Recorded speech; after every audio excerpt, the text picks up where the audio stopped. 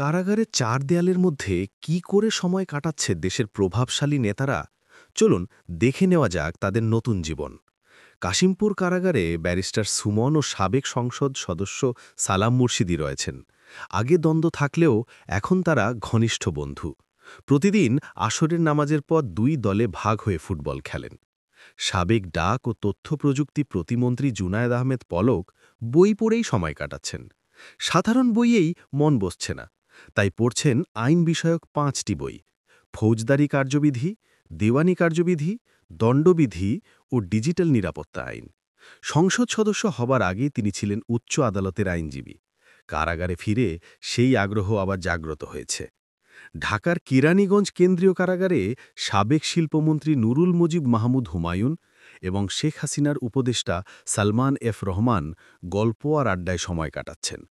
সুযোগ পেলেই পড়ছেন ইসলামী বই। পুলিশের সাবেক দুই আইজি একেএম শহীদুল হক ও চৌধুরী আবদুল্লাল মামুন দাবা খেলেন এবং লাইব্রেরিতে বই পড়েন। সাবেক আইনমন্ত্রী আনিসুল হক নিয়মিত পত্রিকা পড়ছেন। সাবেক সংস্কৃতি প্রতিমন্ত্রী আসাদুজ্জামান নূর গুনগুন করে গান করছেন। সেনা কর্মকর্তা সাবেক জিয়াউল আহসান মাঝে মাঝে হাঁটতে বের হন, তবে বেশিরভাগ সময় বিষণ্ণ থাকেন। সাবেক ডিএমপি কমিশনার আসাদুজ্জামান মিয়া, পুলিশ কর্মকর্তা কাফি ও সাবেক সমাজ কল্যাণ মন্ত্রী দীপু মলি লাইব্রেরিতে বই পড়েন।